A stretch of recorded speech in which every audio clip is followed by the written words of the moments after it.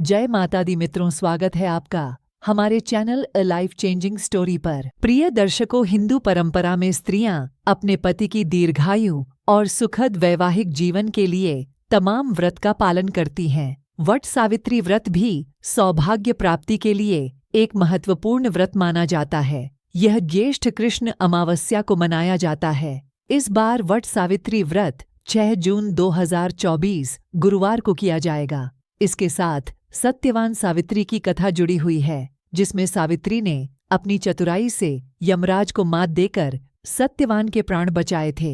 इस व्रत को करने से सुखद और संपन्न दाम्पत्य का वरदान मिलता है। तो आइए जानते हैं वट सावित्री व्रत के बारे में। लेकिन अगर आप इस चैनल पर नए हैं तो वीडियो को लाइक और चैनल को सब्सक्राइब जरूर कर लीजिए और घंटे का आइकन जरूर दबा दीजिए, जिससे आपको हमारे चैनल पर मिलने वाली नई जानकारियों का पता चलता रहेगा। वट वृक्ष में ब्रह्मा, विष्णु, महेश त्रिदेवों का वास होता है। बरगद के तने में भगवान विष्णु का वास माना जाता है। वृक्ष के नीचे ब्रह्मदेव का वास माना जाता है। शाखाओं में भगवान शिव का वास होता है। वट की लटकती शाखाओं को सावित्री स्वरूप मानते हैं, इसलिए ये पूरा वृक्ष पूजनीय हो जाता है। वट वृक्ष लंबे समय तक अक्षय रहता है, इसलिए इसे अक्षयवट भी कहते हैं। यही कारण है कि हिंदू धर्म में इस वृक्ष को पूजनीय माना गया है। शास्त्रों में वट वृक्ष की पूजा का विधान बताया गया है। वट वृक्ष की पूजा से सौभाग्य की प्राप्ति होती है, स्थायी धन और सुख शांति की प्राप्ति होती है, जीवन में खुशहाली और संपन्नता आती है। हिंदू पंचांग के अनुसार वट सावित्री व्रत ज्येष्ठ माह के कृष्ण पक्ष की अमावस्या तिथि को मनाई जाती है। इस बार अमावस्या तिथि की शुरुआत 5 जून को शाम 7:54 पर होगी और इसका समापन 6 जून को शाम 6:07 पर होगा। उदया तिथि के चलते वट सावित्री का व्रत 6 जून को रखा जाएगा। सुबह स्नान करके निर्जल रहकर इस पूजा का संकल्प लें। वट वृक्ष के नीचे सावित्री, सत्यवान और यमराज की मूर्ति स्थापित करें। वट वृक्ष की जड़ में जल डालें। फूल, धूप और मिष्ठान्न से वट वृक्ष की पूजा करें। कच्चा सूत लेकर वट वृक्ष की परिक्रमा करते जाएं और सूत तने में लपेटते जाएं। कम से कम 7 बार परिक्रमा करें। हाथ में भीगा चना लेकर सावित्री सत्यवान की कथा सुनें। फिर भीगा चना, कुछ धन और वस्त्र अपनी सास को देकर उनका आशीर्वाद ले।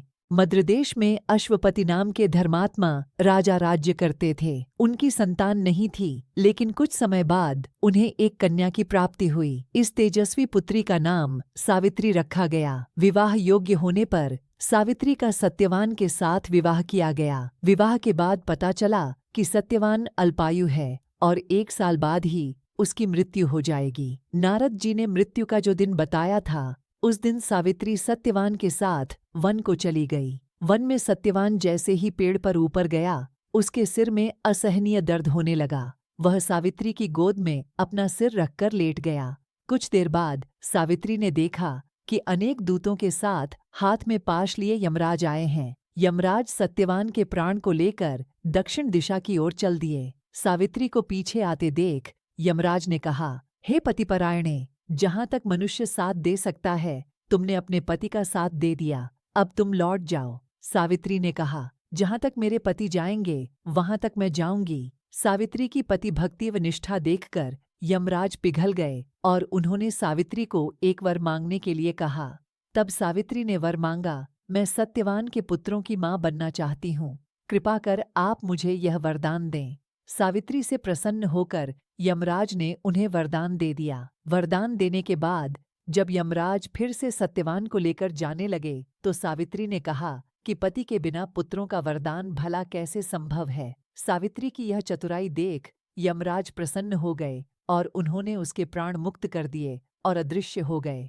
तो दर्शकों, आपको कैसी लगी हमारी यह जानकारी, कृपया कमेंट करके जरूर बताएं और ऐसे ही शानदार वीडियोस को देखने के लिए हमारे चैनल को सब्सक्राइब जरूर करें।